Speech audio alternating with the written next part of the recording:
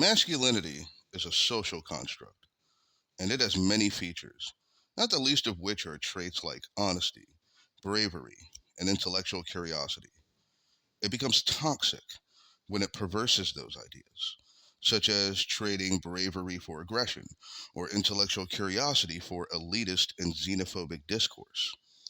Toxic masculinity happens when manhood creates exclusion and fosters violence of all kinds, and we're all to blame for its relevance in modern culture.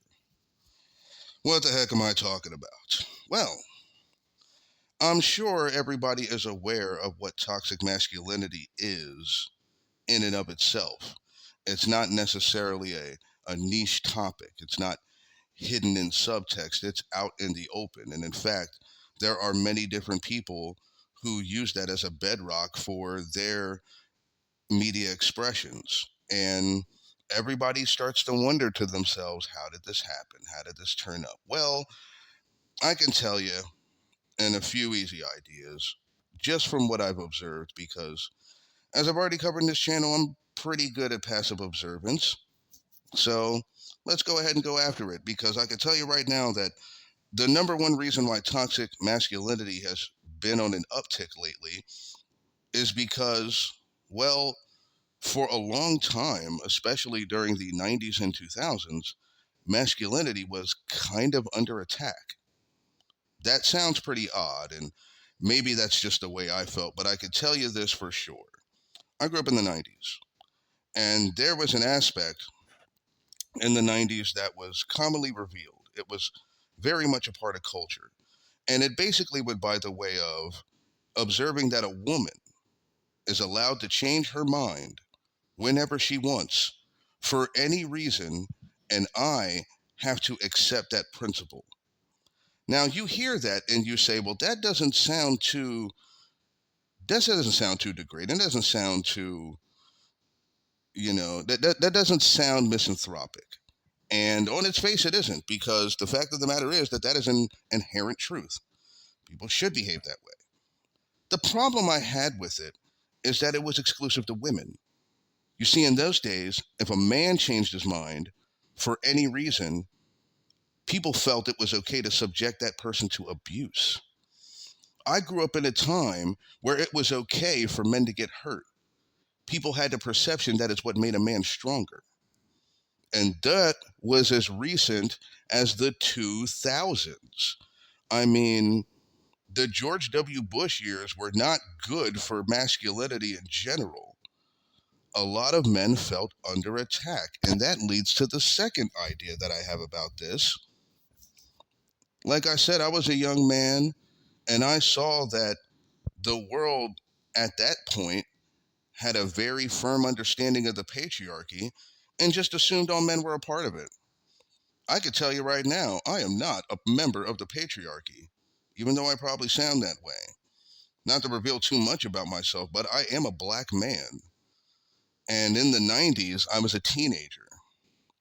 And unbeknownst to me at the time, now I'm aware of it, but in my preteen years, I would have been regarded as a quote unquote super predator, someone whose mind was on causing chaos and violence in my environment when my focus was on girls.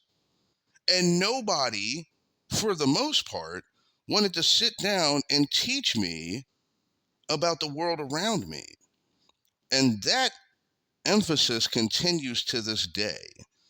And so there are these people who have written off manhood as a whole, and they're perfectly fine with men of substandard character teaching their young men how to be men. Of course, that's a huge mistake. I shouldn't have to tell anyone how much of a mistake that is, that there's someone out there teaching people how to be hurtful and toxic, and they're successful at it. There's another reason, too, and this comes from us as a society as a whole. But we have a lot of double standards in which men are at the bad end of it. There's small elements, too, and I'm not saying it doesn't exist for women, but at least when it comes to women's struggles, especially in the modern day, at least there is a contingent that takes it seriously.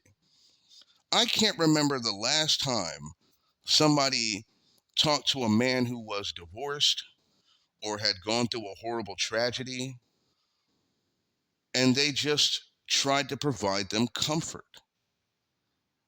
This whole idea that men are designed to endure pain is a double standard that's destroying our culture, destroying the young men in our culture. And in case anybody thinks that this is just an innocent thing, I have to bring up the fact that one of the reasons I'm talking about this, and even my last couple videos kind of pointed this out, is that with the election, it kind of gave us a roadmap for what people thought of a man's place in society. There are still men out there who are misogynistic, and because of their political viewpoints, we're probably in for a pretty wild and horrendous ride.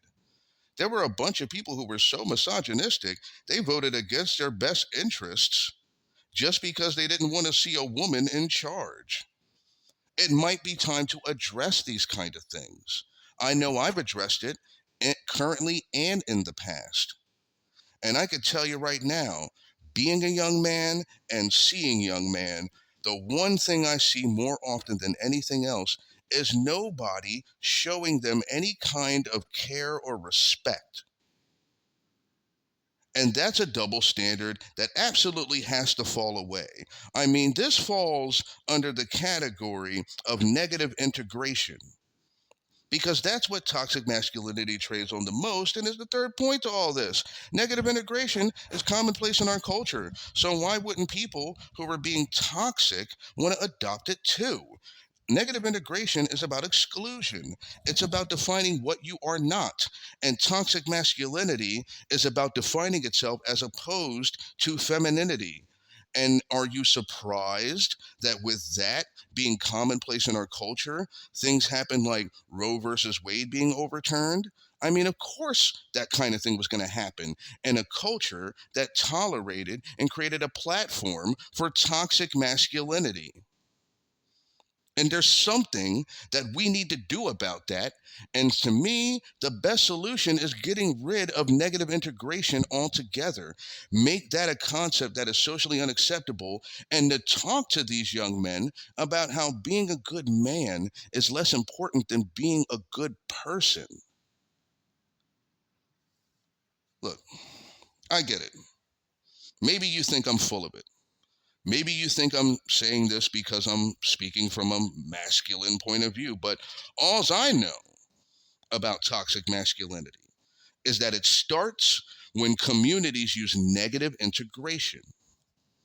There's simply no reality in which toxicity is a good thing. And I really can't be convinced otherwise. I don't even know who would argue against that point. But it's a burden we've all contributed to.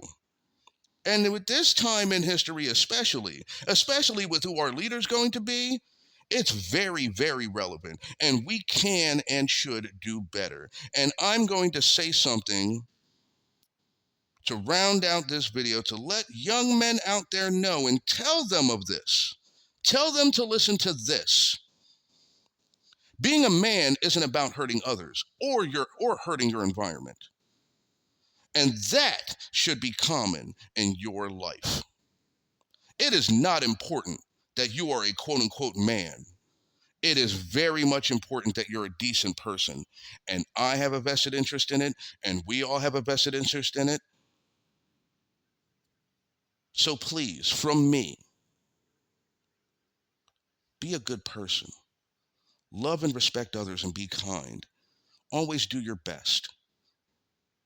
And always come at things with the thoughts of diplomacy and not anger and hatred. I know how you feel. I do. And you don't have to do that. You don't have to do any of those things. You can be you, and it's perfectly fine. And I hope someone else tells you that too.